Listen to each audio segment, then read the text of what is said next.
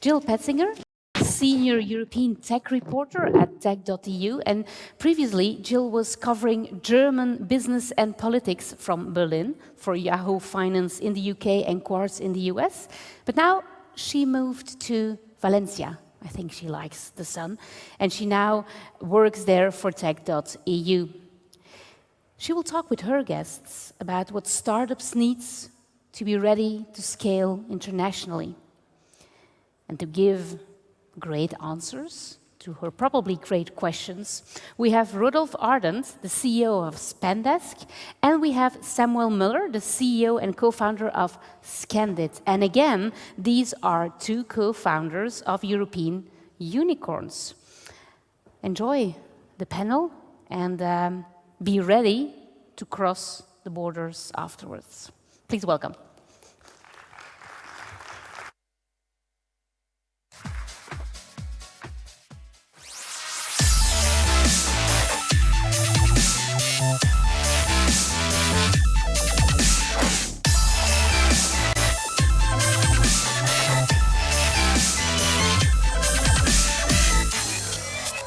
Okay, I'm just going to move the furniture and then we're ready.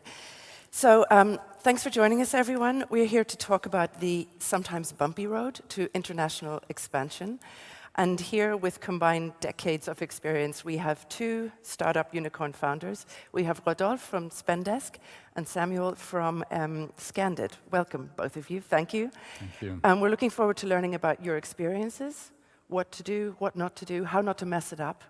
But I'd like to start with you both introducing your companies, telling us when you were founded, what you do, and also how many global markets you're currently active in. I start? Start with you, Rod. Thank you, Jill. So my name is Rodolphe. I'm the co-founder and CEO of SpendDesk. What we do at SpendDesk, we are a spend management solution. So basically, we empower employees to access the company money when they need it, without this tedious centralized process that usually we had. We created the company in 2016, August 2016, and today we are operating in Europe and mainly in France, in the UK, and Germany. Maybe, one thing about this discussion that we're going to have is we started internationalization very, very early on, almost since day one. And I remember these early days when we were a bunch of French people in the office starting to have all these operations in English because we were looking for how we can set up the business for success in the early days in going international. Excellent. Samuel? Yeah, my name is Samuel Mueller. I'm the CEO of Scandit. What Scandit is we call it a smart data capture platform.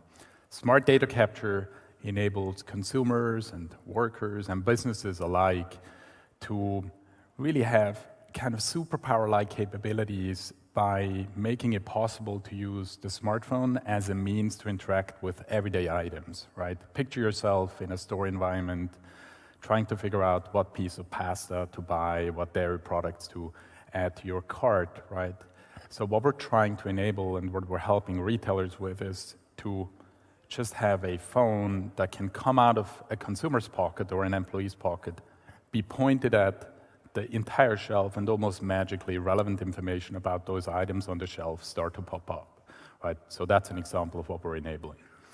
The company was founded back in 2000, at the end of 2009. So we've really been on this journey for quite a while. Spent the first 3 years roughly really bootstrapping, building the tech, and then launched right away into the North American market. So companies based out of Switzerland. So we quickly realized that Switzerland doesn't offer much of a market for us to go big.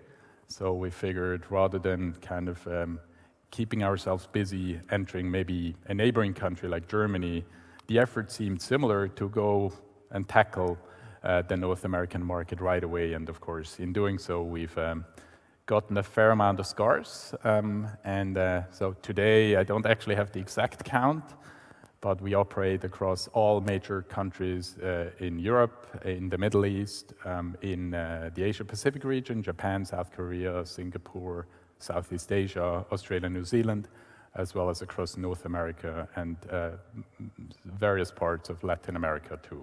So you've pretty much got it covered. Rod, I know that you pushed for international expansion without owning your home market of France. Is there, or was there, a sort of sweet spot when a startup knows it's time to go international? I mean, is this a calculation, or is it a feeling, or does pressure come from investors? When do you decide, okay, we need to start expanding?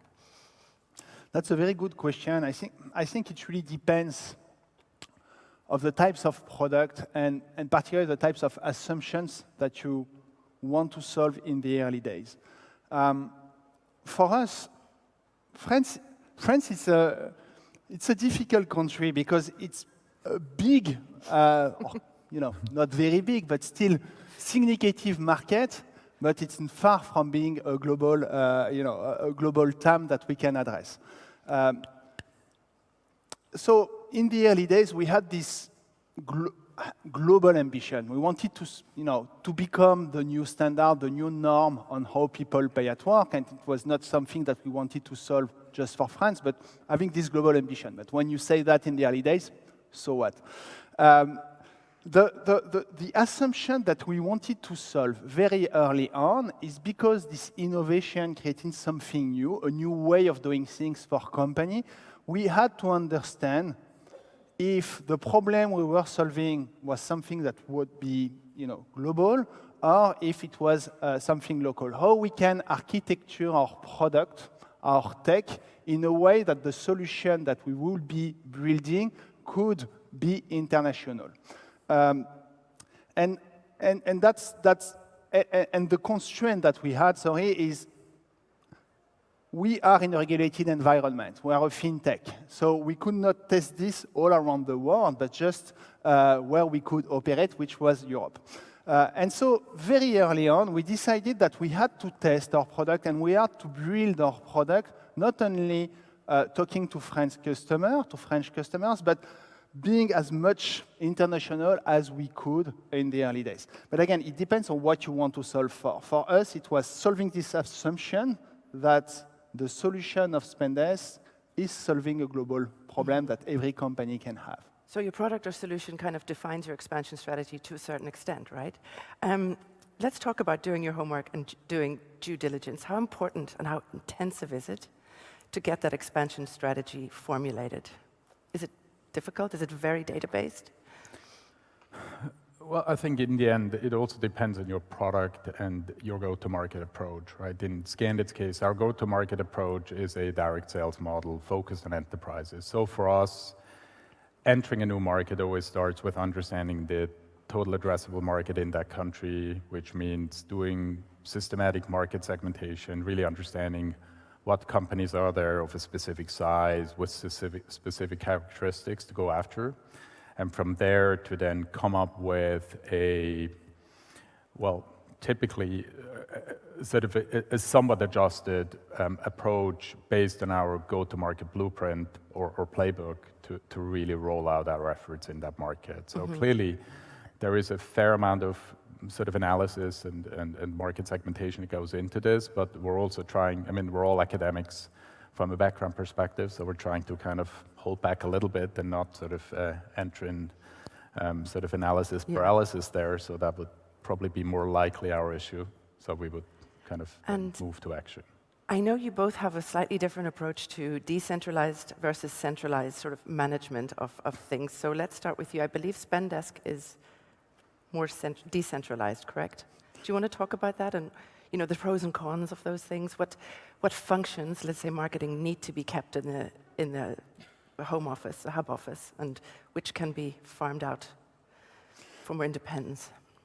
The first thing for us, it's more a value thing, a philosophy that we have in the company and that our products solve for, is how we can give a maximum ownership to people towards the scope they are working on. And we do this with the company money through our product, but philosophically in our organization, this is something we stand for. So when we started thinking about internationalization, it was clear for us, and again, what we were solving for is about how we can learn as fast as possible as an organization on international market.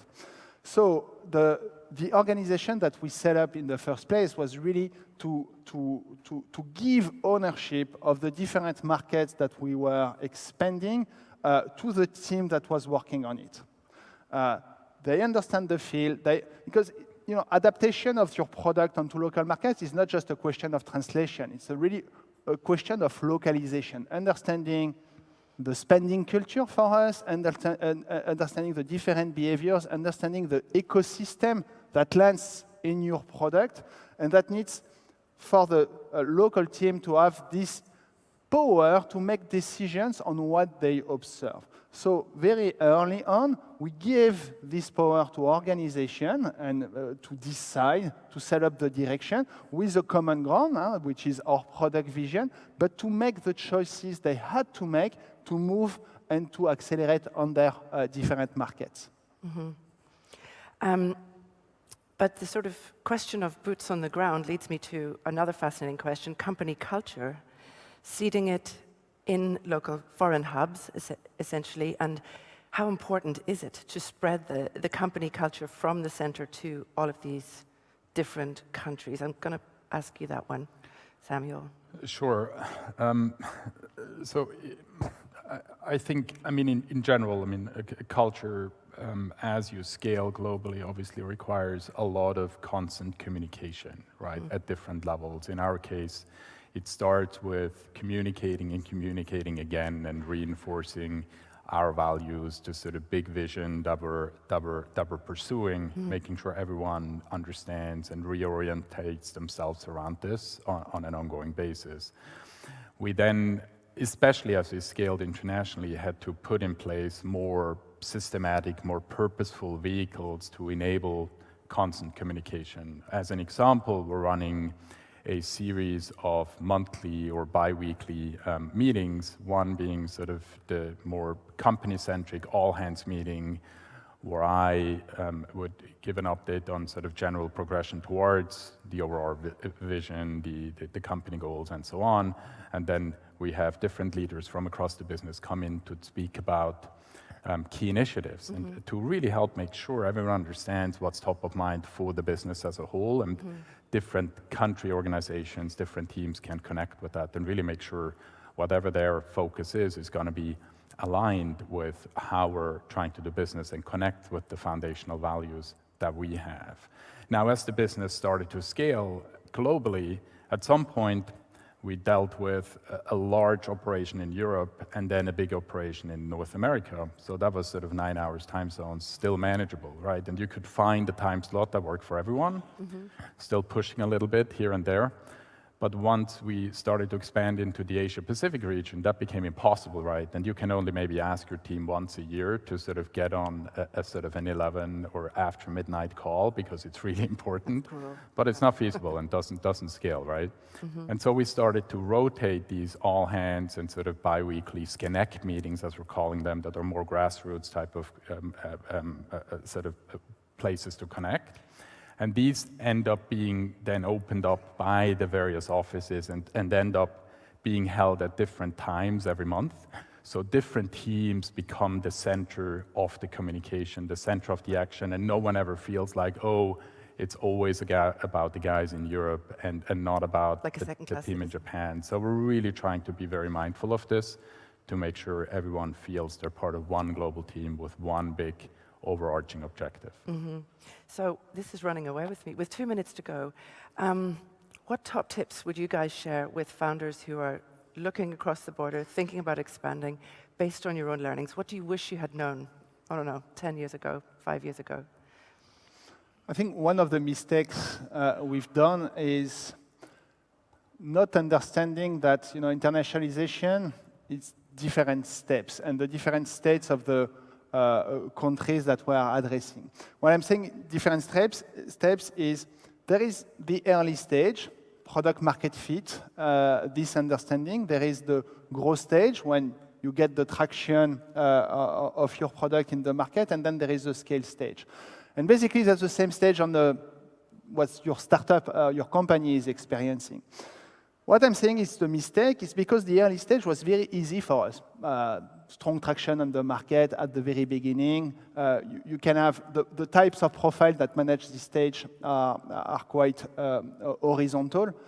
But then when we entered in multiple markets in the growth stage, we completely underestimated the level of operational support, the cost, the investment that we had to scale multiple markets at the same time.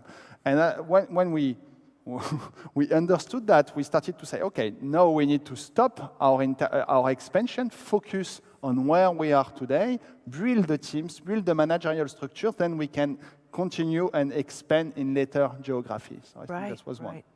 Wow. Well, for us, the key learning is certainly to really, once you've come up with a go-to-market model that works, and doing so is hard enough, right, as many of you will know. So I think it's important to not get too distracted by the many people that will undoubtedly come to you and say, oh, but entering Latin America, as an example, entering Brazil or entering Japan really doesn't work with a direct sales model. You have to sort of go through the channel, right? We had a lot of that happen to us. And oftentimes, of course, we try to listen. We try to kind of adapt, oftentimes initially too strongly, rather than sticking to our sort of playbook and obviously adjusting and localizing that. And instead of trying to come up with a slightly different or two different go-to-market in that new country, really stick to the established approach. And I think, as you said, Rodolphe, really support the team even better with localized, centralized, but localized support for legal, for deal structuring, and things like that. I feel we're just scratching the surface, but we're out of time. Thank you so much, Samuel and Rod. Thanks so much. Thank you. Great fun.